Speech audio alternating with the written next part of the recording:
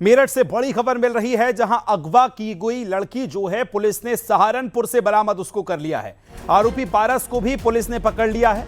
लड़की मां की हत्या कर आरोपी भागा था, लड़की को साथ लेकर चला गया था। थाना सरधना क्षेत्र के कपसाड़ गांव का यह पूरा मामला है और इसी से जुड़ा बड़ा अपडेट आप तक पहुंचा रहे हैं, जहां लड़की की बरामदगी कर ली गई है। मेरठ से यह बड़ी खबर हम आपको बता रहे हैं। पीड़ित की मां को मर्डर कर ये भागा था और मेरठ से इस वक्त की ये बड़ी खबर हम आपको बता रहे हैं। आरोपी पारस को भी पुलिस ने गिरफ्तार कर लिया है, साथ ही अगवा की गई लड़की भी बरामद कर ली गई।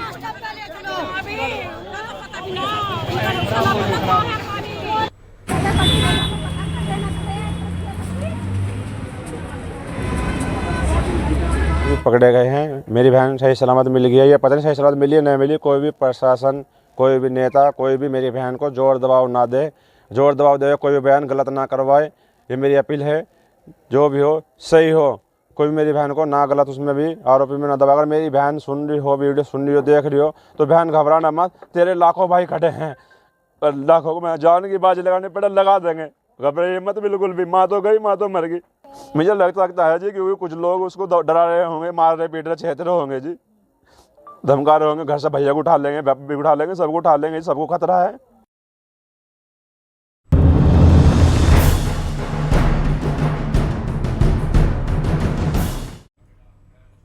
आगरा में साइबर क्राइम थाना पुलिस ने क्रिप्टो करेंसी के नाम पर ठगी करने वाले बड़े गिरोह के 2 और मास्टरमाइंड्स को गिरफ्तार कर लिया।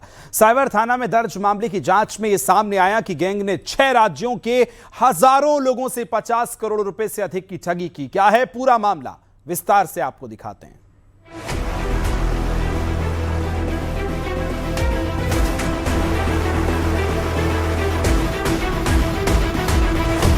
50 करोड़ के आसपास के पैसे लेने की और जमा करने की बात इन लोगों के द्वारा स्वीकार की गई है, बट जो पीड़ित हमें मिले हैं उनके द्वारा जो चीजें बताई गई है, तो उससे ऐसा प्रतीत होता है कि जो धोखाधड़ी की रकम थी वो इससे कहीं गुना ज्यादा थी।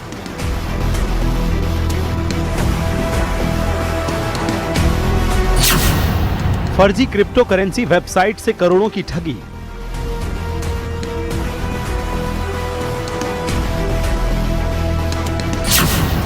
$50 करोड़ से ज्यादा की ठगी का अनुमान।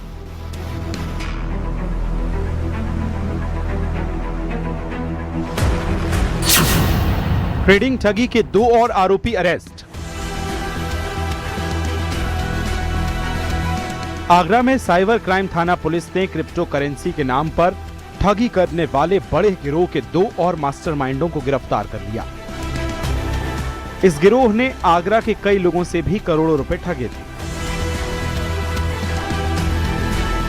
आरोपियों ने फर्जी वेबसाइट और देश भर में सेमिनार आयोजित करके क्रिप्टो में निवेश पर मोटे मुनाफे का लालच दिया और अपनी ही साइट पर फर्जी अकाउंट बनाकर लोगों को निवेश पर मुनाफा दर्शाते थे। फर्जी वेबसाइट बनाकर तो क्रिप्टो करेंसी में इन्वेस्टमेंट के नाम से उनसे काफी मतलब पैसा लिया गया था और पैसा मांगने पे जब उन्हें कोई जवाब नहीं मिला तो उनके द्वारा शिकायत की गई थी। उसी जांच के क्रम में आज उनके जो 2 मुख्य अभियुक्त थे उन्हें गिरफ्तार किया गया है, जिनका नाम विनय और विनोद है। जो विनोद हैं, इनके खिलाफ बागपत जिले में भी कई सारे मुकदमे पंजीकृत हैं और पूछताछ में इन्होंने बताया है कि इनके द्वारा देश के अलग अलग राज्यों में सेमिनार की जाती थी।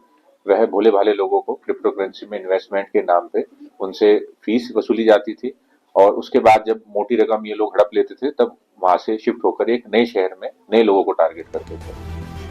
आगरा साइबर क्राइम पुलिस ने ठगी गैंग को लेकर एक और बड़ा खुलासा करते हुए बताया कि जांच में जैसे जैसे पीड़ितों के नाम बढ़ रहे हैं उससे लग रहा है कि ये ठगी 50 करोड़ से ज्यादा की हो सकती है। देखिए, चूंकि प्रकरण काफी पुराना है, अभी डिजिटल ट्रांजैक्शन इनका देखा जा रहा है कि कितना पैसा लिया गया और ये लोगों से कैश में ही पैसा लेते थे।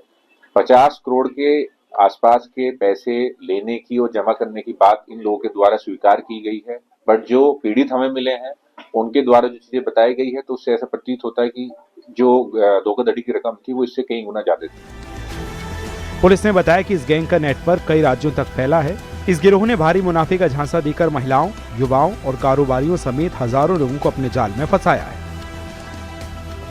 देखिए, अभी तक पूछताछ में इनके द्वारा हिमाचल प्रदेश, हरियाणा, उत्तराखंड, उत्तर प्रदेश और दिल्ली में इस तरह की सेमिनार कर कर लोगों को धोखाधड़ी करने की बात स्वीकार की गई है। बाकी और भी जगह की जानकारी के लिए इनकी जो डिजिटल डेटा इनके फोन लैपटॉप से है वो FSL की मदद से उसे भी डेटा रिकवर कर कर उस पर दिखाया। वहीं पीड़ितों ने बताया कि आरोपियों ने लोगों को महंगी गाड़ियों और अच्छे लाइफस्टाइल का भरोसा देकर अपने काम में निवेश करने के लिए आकर्षित किया। शुरू से जुड़े लोगों को ये गिरोह अच्छा मुनाफा देता था, जिसके बाद लोग और अपने साथ लोगों को लाया करते थे। मेरे से कम 9 लाख रुपए। क्या करते हैं आप? मैं टीचिंग करता हूँ। बड़े लिखे होने के बावजूद भी आप लालच में आ गए थे? हाँ, लालच में आ गए सर। कितने लोग ठगी के शिकार हुए हैं? जे हमारे यहाँ पे 42 लोगों के नाम से FIR है और ठगी में तो बहुत से लोग हैं, लगभग 15 से आदमी होंगे लगभग, पर जो मेन पीड़ित हैं वो यहाँ पे जिन्होंने FIR कराई वो 42 लोग हैं। पुलिस ने लोगों से अपील की कि किसी भी अनजान निवेश योजना, क्रिप्टो वेबसाइट या ज्यादा मुनाफे के लालच में ना आए। किसी भी निवेश से पहले उसकी पूरी जांच करें और संदिग्ध गतिविधि दिखने पर तुरंत साइबर क्राइम हेल्पलाइन या नजदीकी थाने में शिकायत दर्ज कराएं। पुलिस अधिकारियों का साफ कहना है इस गिरोह के जो अन्य शातिर लोग हैं उनको भी जल्द से जल्द गिरफ्तार किया जाएगा। कुल मिलाकर कह सकते हैं थाना साइबर क्राइम की ये बड़ी कार्रवाई है जिसमें 3 लोगों को गिरफ्तार किया। ये शातिर 1500 से ज्यादा लोगों को निशाना बना चुके थे और लगभग 40 से 50 करोड़ ये पीड़ितों से वसूल चुके थे। कामिर कुरैशी, न्यूज़ 18 से।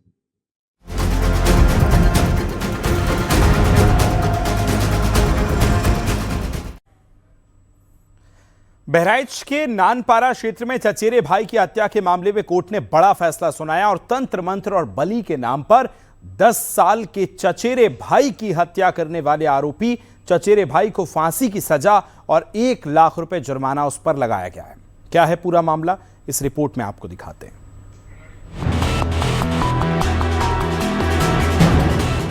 तांत्रिक के कहने पर किया था कत्ल। बीमार बेटे के लिए चचेरे भाई की हत्या। हत्या में आरोपी चचेरे भाई को फांसी। बहराइच के नानपारा क्षेत्र में चचेरे भाई की हत्या के मामले में अदालत ने बड़ा फैसला सुनाया है। तंत्र मंत्र और बलि के नाम पर 10 साल के बच्चे की हत्या करने वाले आरोपी चचेरे भाई को फांसी की सजा और 1 लाख रुपए जुर्माना लगाया गया है। अपर जिला एवं सत्र न्यायाधीश की अदालत ने शुक्रवार को चचेरे भाई की हत्या के मामले में फांसी की सजा सुनाई है। कोर्ट ने अपने फैसले में कहा है कि आरोपी की गर्दन में फांसी का फंदा डालकर तब तक लटकाया जाए जब तक उसकी मृत्यु न हो जाए। कोर्ट ने आरोपी पर 1 लाख रुपए का जुर्माना भी लगाया है। वहीं तांत्रिक समेत 2 आरोपियों को बरी भी कर दिया है। ट्रायल पूरी तरह से कंक्लूड हुआ। जो वादी मुकदमा किशुन था उसने अपने बयान में जो है अनूप वर्मा को दोषी ठहराया, दोषी माना और चिंताराम और जंगली के खिलाफ सबूत साक्ष्य नहीं दिया, जिस कारण से जो है चिंताराम और जंगली दोषमुक्त हो गए और अनूप वर्मा को फांसी की सजा दी गई। बता दें कि गांव आगैया में 23 मार्च 2023 की यह घटना है। 10 साल के बेटे विवेक वर्मा का शव खेत में मिला था। पुलिस ने हत्या और षड्यंत्र की धाराओं में मुकदमा दर्ज किया था। शुरुआती जांच में किसी को नामजद नहीं किया गया था। बाद में जांच के दौरान पुलिस ने विवेक के चचेरे भाई अनूप कुमार वर्मा, गांव के चिंताराम और बिंचईपुरवा निवासी तांत्रिक जंगली को गिरफ्तार कर लिया। पूछताछ में पता चला कि आरोपी अनूप का बेटा सत्यम बीमार रहता था। एक तांत्रिक ने उसे अपने परिवार के किसी बच्चे को बलि देने के लिए कहा था। बलि के बाद उसका बीमार बेटा ठीक हो जाए, इसके बाद अनूप ने अपने चचेरे भाई विवेक की धारदार हथियार से हत्या कर दी।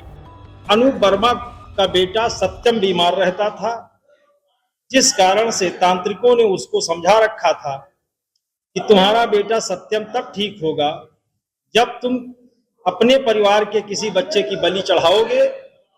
इसी विश्वास में उसने उस समय विवेक वर्मा को खेत में ले गया जब घर में कोई नहीं था। सभी परिवार के सदस्य मुंडन संस्कार में गए थे। वो बच्चा अकेला स्कूल से आया और उसको खेत में पानी लगाने के नाम पर ले गया और वहां उसकी हत्या कर दी, नृशंस हत्या कर दी। शुक्रवार को अपर सत्र न्यायाधीश सुनील प्रसाद की कोर्ट में आरोपी की सजा पर बहस हुई थी। सरकारी वकील सुनील कुमार जायसवाल ने अपराध की गंभीरता को देखते हुए आरोपी के लिए कड़ी सजा की मांग की। दोनों पक्षों की दलीलें सुनने के बाद जज ने आरोपी अनूप वर्मा को दोषी मानते हुए फांसी की सजा सुनाई। Bureau report, news 18।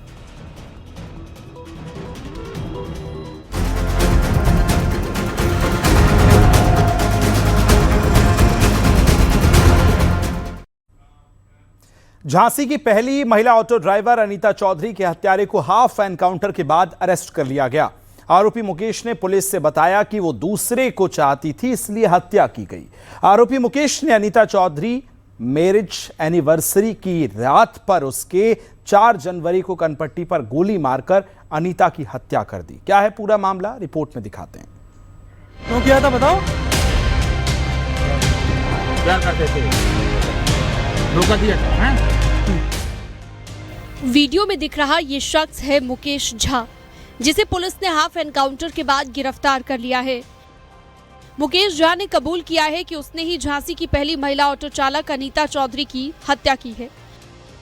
शुरुआती जांच में सामने आया कि मुख्य आरोपी मुकेश झा पिछले 6-7 सालों से महिला के संपर्क में था।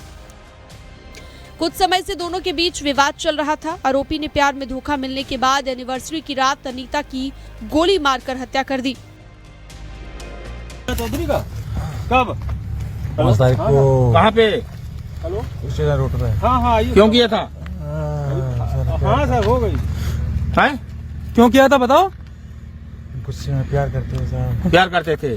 धोखा दिया था साहब। धोखा दिया था, हैं? नवाबाद थाना क्षेत्र के तालपुरा निवासी झांसी की पहली महिला ऑटो चालक अनीता चौधरी की 5 जनवरी को गोली मारकर हत्या कर दी गई थी।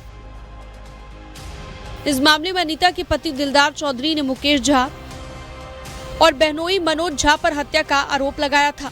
मुख्य आरोपी मुकेश झा फरार चल रहा था। उस पर 25,000 रुपए का इनाम घोषित था। शुक्रवार देर रात को मुठभेड़ के दौरान मुकेश झा को गिरफ्तार कर लिया गया। प्राप्त हुआ कि भगवंतपुरा की तरफ करगुआजी की ओर जाने वाले कच्चे रास्ते पर इसको देखा गया है। इस सूचना पर तत्काल नवाबाद पुलिस मौके पर आई और घेराबंदी शुरू की। तो इसको यहाँ देखा गया, रोकने का प्रयास किया गया, किंतु वो रुका नहीं और उसने पुलिस पर फायरिंग की। पुलिस ने भी जवाबी आत्मरक्षा की फायरिंग की, जिसमें उसको पैर में गोली लगी है और मौके से गिरफ्तार किया गया है। उपचार हेतु मेडिकल कॉलेज घायल को भेज दिया गया है। प्रारंभिक पूछताछ में इसके द्वारा बताया गया कि करीब 6-7 साल पहले 4-5 जनवरी की रात्रि में ही इनके द्वारा एक मंदिर में शादी की गई थी और उसी की एनिवर्सरी थी और उसने उसी दिन, क्योंकि उसको प्यार में धोखा मिला था ऐसा उसका कहना है, और उसने बदला लेने के लिए ये घटना कारित की है।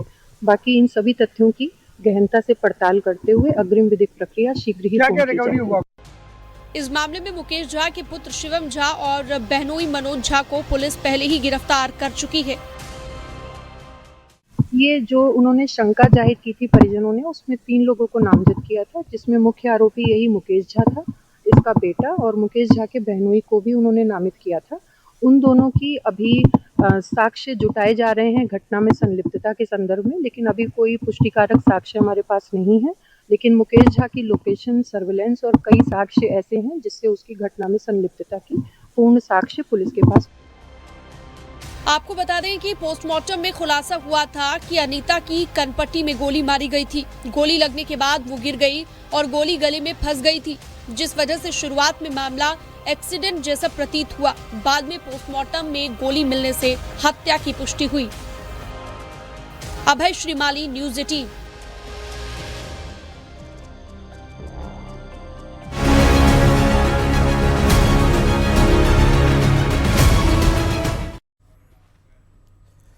सीतापुर में 100 करोड़ की जीएसटी चोरी करने वाले अंतरजनपदीय गिरोह का पर्दाफाश हुआ। पुलिस ने 7 शातिर आरोपियों को गिरफ्तार किया। शुरुआती जांच में पता चला कि आरोपी बिना माल बेचे जीएसटी बिल जनरेट करते थे और सरकार को करोड़ों का चूना लगा रहे थे।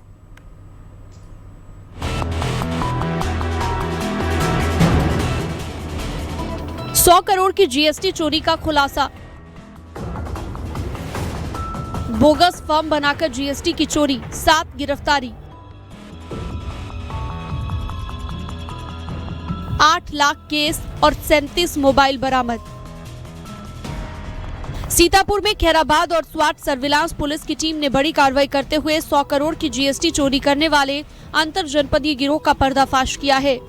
पुलिस ने 7 शातिर आरोपियों को गिरफ्तार कर उनके कब्जे से 8 लाख की नकदी, 37 मोबाइल और बैंकिंग दस्तावेज और फर्जी बिल बरामद कर लिए हैं। पैमाने के ऊपर जो लकड़ी जीएसटी माफिया है वो यहाँ हमारे जिले स्तर पे कार्रवाई कर रहा था। इसकी सूचना जब पुलिस के पास आई, इसमें टीम में दबिश थी। इसमें 8 लाख की रिकवरी हुई है। 7 अभियुक्तों को अरेस्ट किया गया है। लगभग 60 से 70 फर्में इनके द्वारा शेल कंपनीज क्रिएट की गई थी, जिनके द्वारा जीएसटी का अंडर बिलिंग एवं फर्जी आईटीसी क्रिएट करके बेनिफिट लिया जा रहा था। तो इसमें अभी जो प्रिलिमिनरी एनालिसिस है वो 100 करोड़ से ऊपर का है कि 100 करोड़ से ऊपर का जीएसटी का इसमें फ्रॉड है। इसकी पूरी डिटेल की जानकारी की जा रही है। शुरुआती जांच में ये पता चला है कि आरोपी बिना माल बेचे जीएसटी बिल जनरेट करते थे और सरकार को करोड़ों का चूना लगा रखे थे। मामले भी सामने आया जिसमें माल कभी यहाँ से गया ही नहीं, उसके बिल जनरेट कर दिए गए ताकि विभिन्न फर्मों को, चाहे वो बरेली में हो चाहे यमुनानगर में हो, उनको आईटीसी का बेनिफिट मिल सके। तो इस तरह के फर्जी बिल्स भी क्रिएट किए गए हैं। और प्रदेश स्तर में इसमें ऑलरेडी एक एसआईटी गठित है जो जीएसटी मामले देखे, उनसे भी हम संपर्क में हैं। जिले स्तर पे जो हमारा जीएसटी डिपार्टमेंट है उससे भी संपर्क में है, तो उनसे लगातार बात करके इसमें कार्रवाई की जाएगी। पूछताछ में ये भी खुलासा हुआ कि आरोपी लकड़ी व्यापार की आड़ में संगठित गिरोह बनाकर भोले भाले और कम पढ़े लिखे लोगों को सरकारी योजनाओं में मुनाफे का लालच देते थे। उनके आधार, पैन और अन्य दस्तावेज लेकर फर्जी और बोगस फर्में बनाते थे। इन्हीं फर्मों के नाम पर बैंक खाते खुलवाकर फर्जी बिलिंग के जरिए जीएसटी चोरी कर रहे थे। से क्रिएट करते थे, किसी व्यक्ति को पकड़ के उसको 10-15 हजार रुपए का बेनिफिट दे के एक फर्म शेल कंपनी क्रिएट कर देते थे। उसके नाम से बिल जनरेट कर देते, ई-वे बिल वगैरह सारे जीएसटी बिल जनरेट कर देते। फाइनली वो जब उसके ऊपर टैक्स लायबिलिटी पड़ती थी जीएसटी की, तो वो व्यक्ति दे नहीं पाता था, तो वो सरकार उससे रिकवर करने में सरकार को दिक्कत आती थी और ये सारा टैक्स चोरी का जो माल है उसको भेज देते थे। और इवन उस आईटीसी का बेनिफिट विभिन्न कंपनियों द्वारा जो प्रदेश स्तर पे, मैं तो कहूँगा देश स्तर के ऊपर, जैसे यमुनानगर हरियाणा में, वहाँ पे भी काफी इनका सामने आया कि यमुनानगर बरेली में उन्होंने ऐसे बिल्स दिए हैं जहाँ पे लोगों ने आईटीसी का बेनिफिट लिया। आपको बता दें 8 जनवरी 2026 को एक पीड़ित की ओर से की गई शिकायत के बाद इस गिरोह का खुलासा हुआ है।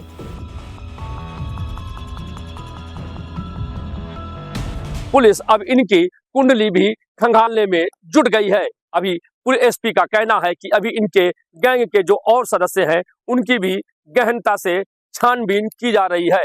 कुल मिलाकर जीएसटी के मामले में सीतापुर पुलिस को एक बड़ी सफलता मिली है। संदीप मिश्रा, न्यूज़ 18 सीतापुर।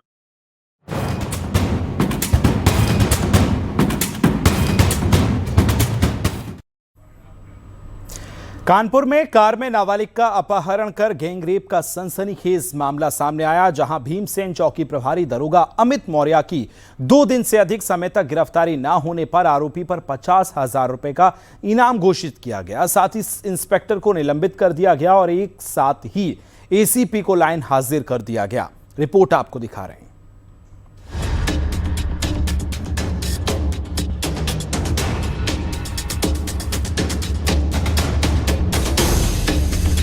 कानपुर गैंगरेप मामले में पुलिस फरार आरोपी दरोगा की चप्पे चप्पे पर तलाश कर रही है।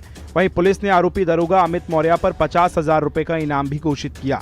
आरोपी की सूचना देने वाले को पुलिस 50,000 रुपए का इनाम देगी। इससे पहले मामले में तूल पकड़ने के बाद कई पुलिस अधिकारियों पर गाज गिर चुकी है। इंस्पेक्टर को निलंबित कर दिया गया है और साथ ही एसीपी को लाइन हाजिर कर दिया गया है। जो दुष्कर्म के मामले में जो वांछित थे 2 लोगों का नाम था, एक यूट्यूबर था, पत्रकार, उनको अरेस्ट कर दिया गया है। हमारा चौकी इंचार्ज का नाम था, वो अभी फरार चल रहा है। उस पे हमारी टीम, हमारे द्वारा 50,000 रुपए का इनाम घोषित कर दिया गया है। 4 टीमें उनके अरेस्टिंग में दबिशें दे रहे हैं विभिन्न स्थानों पर। और इस चेन में जिन लोगों ने लापरवाही बरती, डीसीपी से लेकर के और एसीपी सबको हटा दिया गया है। और थाना इंचार्ज जो थे इंस्पेक्टर और चौकी इंचार्ज, दोनों की लापरवाही थी, इन दोनों को निलंबित कर दिया गया है। घटना बीते सोमवार देर शाम की है। घटना के बाद 6 जनवरी को पीड़िता अपने भाई के साथ भीमसेन चौकी पहुंची थी। उसने दरोगा अमित कुमार और यूट्यूबर शिव वरन के खिलाफ लिखित शिकायत दी थी, लेकिन उस समय पुलिस ने एफआईआर दर्ज नहीं की। बाद में जब पीड़िता ने पुलिस कमिश्नर से शिकायत की, तब जाकर अज्ञात के खिलाफ मामला दर्ज हुआ। जांच में यह भी सामने आया कि आरोपी दरोगा अमित कुमार घटना वाली रात करीब 20 मिनट तक मौके पर मौजूद थे। पुलिस ने उसकी गाड़ी भी बरामद कर ली थी, लेकिन इसके बावजूद समय रहते उसके घर दबिश नहीं दी गई। इसी लापरवाही के चलते आरोपी को फरार होने का मौका मिल गया। 9 जनवरी को पीड़िता को कोर्ट में पेश किया गया, जहां उसे करीब 30 मिनट तक पूरी घटना का बयान दर्ज कराया गया। बयान के बाद कोर्ट के आदेश पर पीड़िता को उसके भाई को सुपुर्द कर दिया गया। मुख्य आरोपी दरोगा अमित कुमार की तलाश में पुलिस ने गोरखपुर समेत कई टीमें भेजी हैं, लेकिन फिलहाल उसका कोई सुराग नहीं लग पाया है। पुलिस का दावा है कि आरोपी को जल्द गिरफ्तार कर लिया जाएगा। इन सबके बीच फरार उप निरीक्षक पे 50,000 के इनाम की घोषणा भी कर दी है। पुलिस का साफ कहना है कि पुलिस अपराधियों को किसी हाल में बख्शेगी नहीं, चाहे वो किसी वर्ग, किसी व्यवसाय या किसी के समर्थन में हो या कोई भी उसको संरक्षण दे रहा हो। ऐसे में ताबड़तोड़ टीम छापेमारी कर रही है और पुलिस के अधिकारियों का मानना है कि जल्द उप निरीक्षक सलाखों के पीछे होकर। आशीष पांडे के साथ अमित गंजू, न्यूज़18 कानपुर। इधर संभल में बंदरों की लगातार मौत से हड़कंप मचा है। हाल ही में अटा गांव में बंदरों की मौत के बाद अब चंदौसी में करीब 25 बंदरों की मौत का मामला सामने आया। शमशान में जगह जगह बंदरों के शव पड़े मिले। बंदरों की मौत को लेकर हिंदूवादी नेता ने बंदरों की मौत की जांच की मांग की है।